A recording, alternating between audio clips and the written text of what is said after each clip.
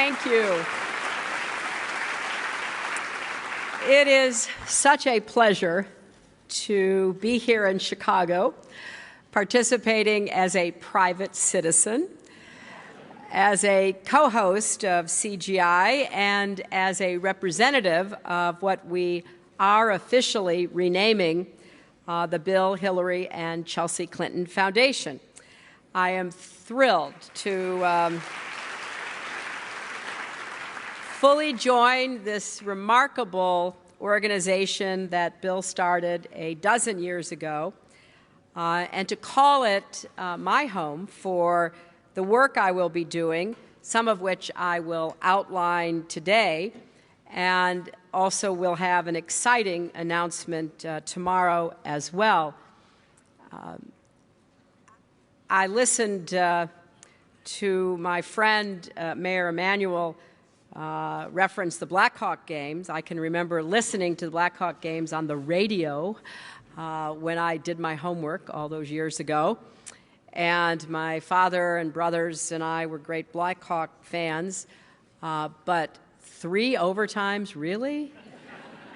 I can imagine there is a sense of euphoria as well as exhaustion affecting many of our Chicago participants today, and I heartily endorse the mayor's call to go Blackhawks. I want to take also a moment of personal privilege, first to acknowledge the really imaginative, visionary work that Bill has done with the foundation and all of its constituent parts. I personally believe he's given philanthropy and problem solving a new paradigm.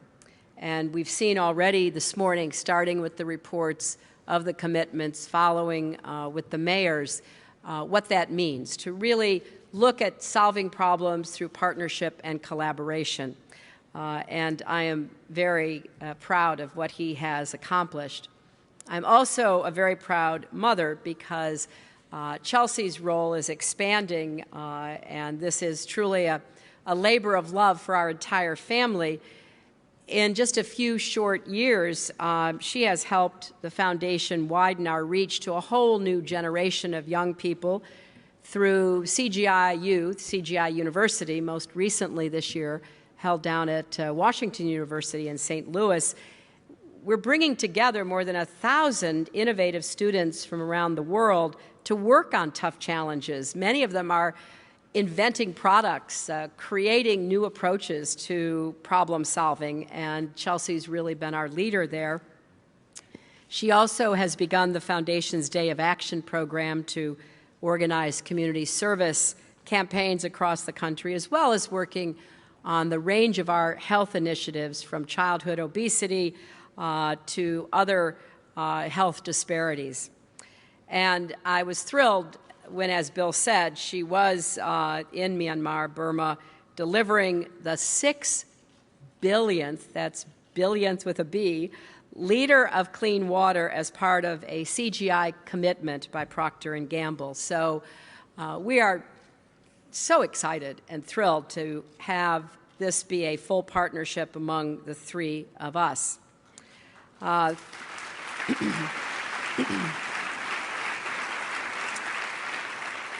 This is my first time at CGI America. I was fortunate to attend the annual CGI meeting in New York, speaking on behalf of the administration in the past years. I want to thank the terrific staff and all the sponsors, and particularly a prime sponsor and a longtime friend, J.B. Pritzker, whose exciting commitment you just heard. People have really made this conference a destination. And it's not surprising that it would be held in Chicago, since the conference itself began as an effort to put our heads together about renewal in America. And Chicago has long taken its inspiration and symbol as the rising phoenix. And I think that's absolutely appropriate. As someone who was born in this city and have spent so many wonderful years growing up here and coming back and visiting. It's exciting to see what it looks like, what it's doing, and I appreciated Mayor Emanuel telling us about all the other tasks that are being undertaken to ensure that Chicago is a global destination and, in fact, a competitive city across the world. Now, over the years, there have been more than 2,600 concrete commitments to action at CGI. And I traveled the world quite extensively the last 4 years, and one of the lessons I took away is that this model of partnerships and commitments is at the heart of what we need to do to meet the challenges of the 21st century. The world is increasingly interdependent and interconnected. All the problems that we face, from climate change to financial contagion to nuclear proliferation, are too complex and cross-cutting for any one government or indeed for governments to solve alone.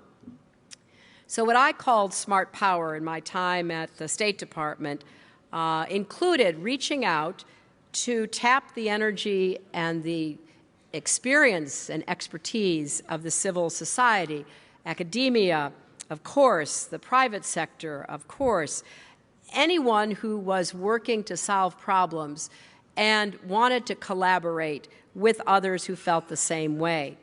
I even named a special representative for global partnerships because I wanted to encourage our diplomats and development experts to view public-private partnerships as one of their most important problem-solving tools.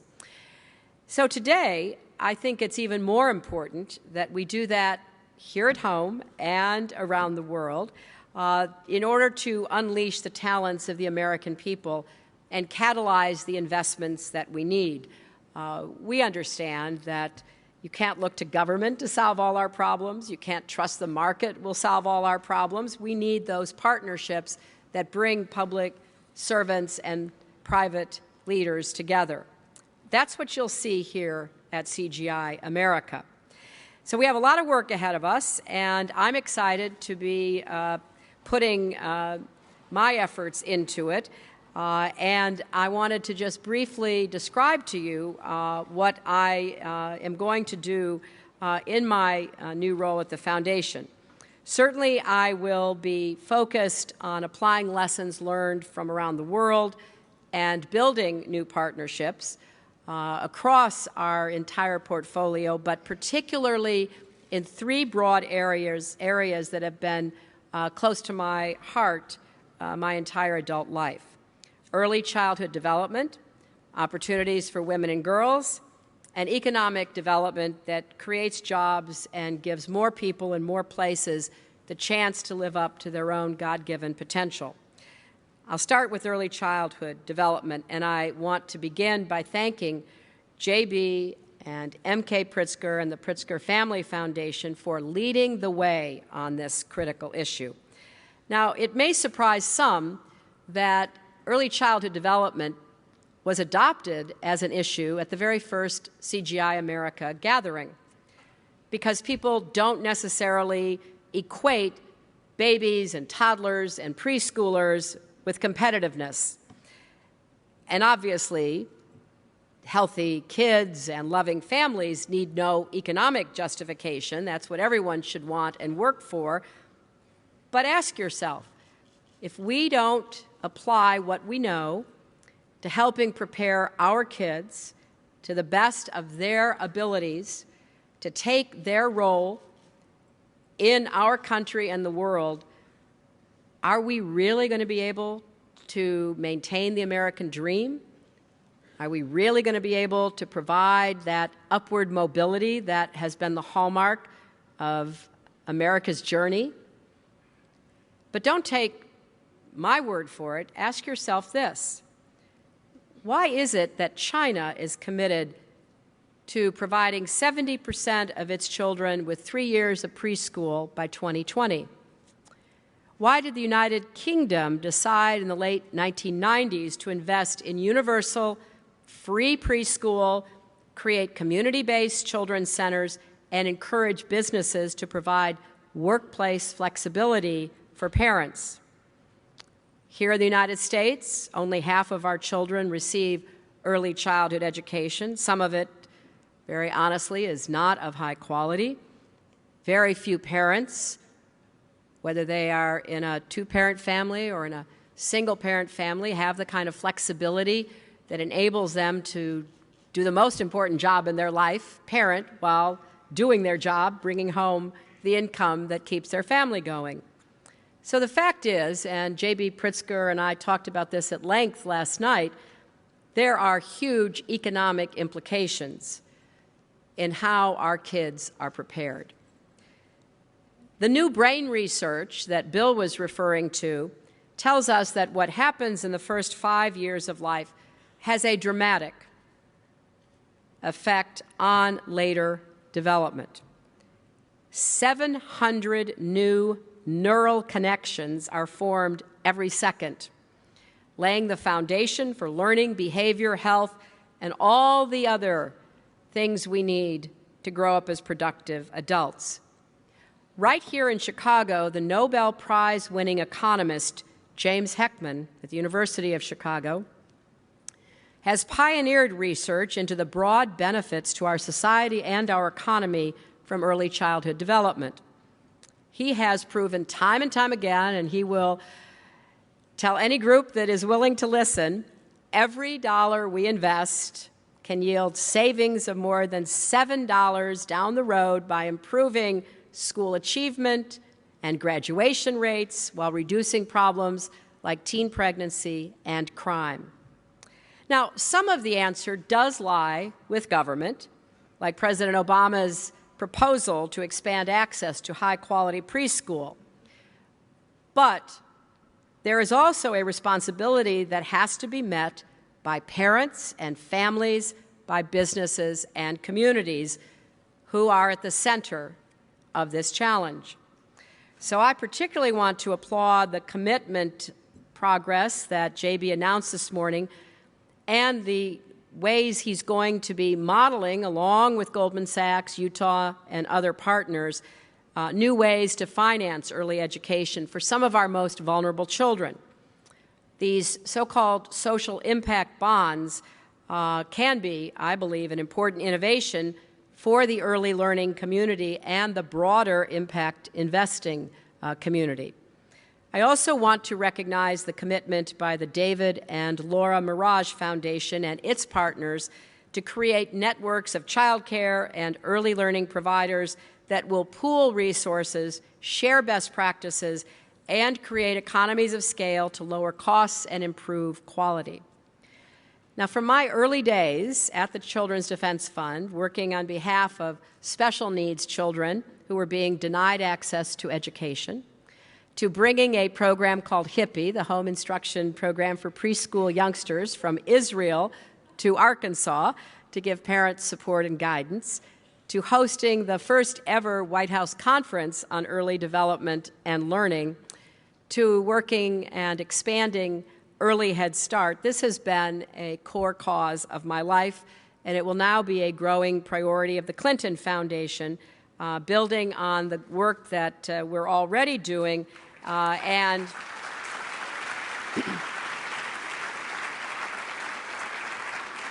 committed to rigorous measurements and evaluation. Now, here in Chicago, we'll be engaging with the CGI Early Childhood Working Group and with leaders and advocates who are here, including Sarah Martinez Tucker, whom you will hear from shortly. And tomorrow, the Clinton Foundation will launch a major new partnership on early childhood development in collaboration with the scientific, health, and advocacy communities. I can't give you the details today, but our goal is to help parents, teachers, businesses, and communities learn from and apply the latest brain research to take meaningful and manageable steps to improve the lives of their kids in the first 5 years. Now, some of it sounds so simple, you ask, why would we be even talking about it, like encouraging parents to spend time reading and even talking with their children, especially their infants, their babies. But we know it stimulates cognitive development. How do we make sure that parents know that it's an absolutely free way of helping to prepare their children for school? Or how do we make sure that pregnant women, particularly poor women, understand the nutrients they should take to support their own and their baby's health? How do we inspire more businesses to ease the work-related burdens for parents of young children? So I look forward to talking and working with many of you. Of course, those of you already in the early childhood development community, but also expanding this conversation to the private sector, to government officials, to everyone who connects this direct line between what happens in those early months and years to whether or not we're going to maintain our standard of living as a nation. Now, secondly, it will not surprise you that I want to work to create more opportunities for women and girls. I made this a focus of American foreign policy because it's not only the right thing to do, I think it is the great unfinished business of this century, and it is also something that will enhance our competitiveness and the stability of the world at large. Now, research shows that when women participate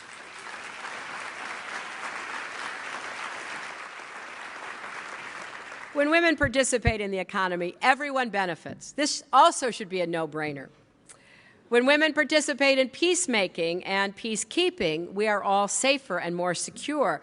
And when women participate in politics, the effects ripple out across society. So,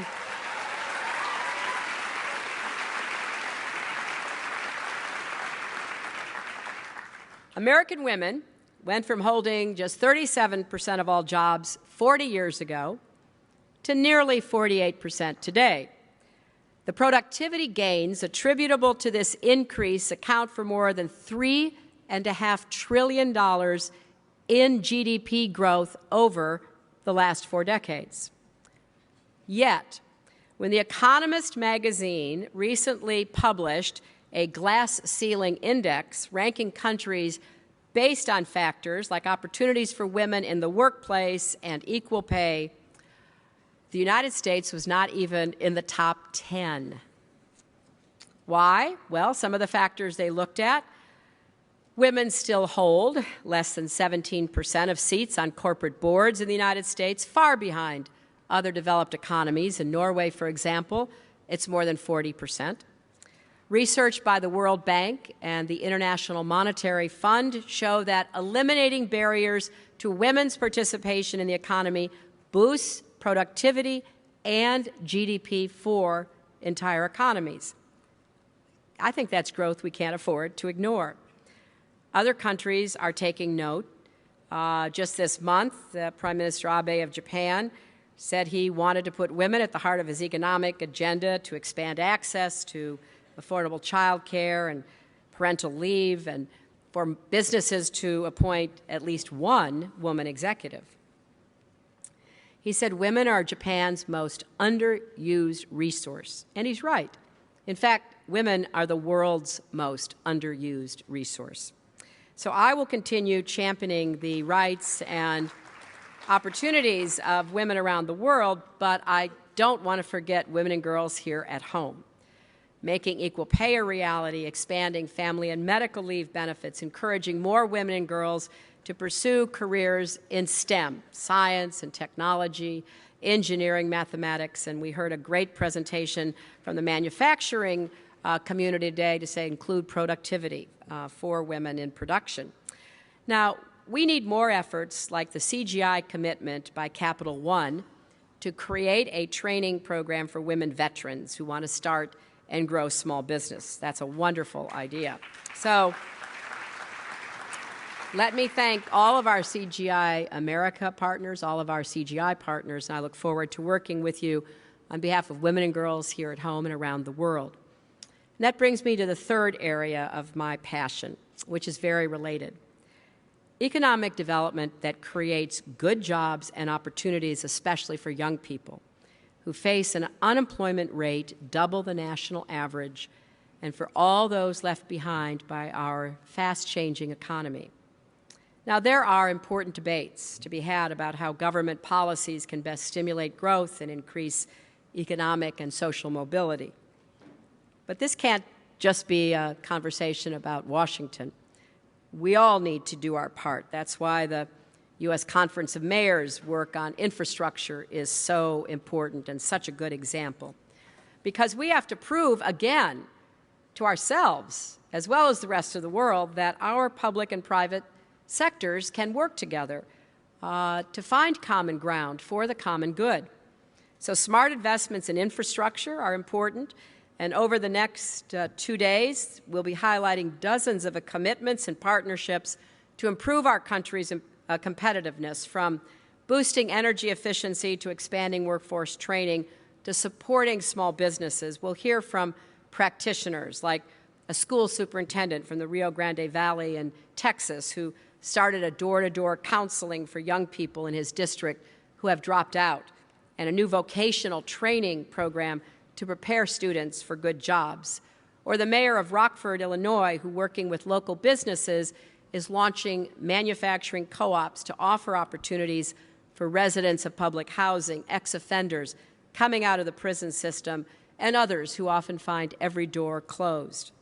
Or the head of the American Federation of Teachers, who has brought together 100 partners from government, business, labor, foundations to revitalize a remote county in West Virginia, where more than 1/3 of the residents live in poverty, 2/3 of the homes are substandard, and only half the residents have a high school degree.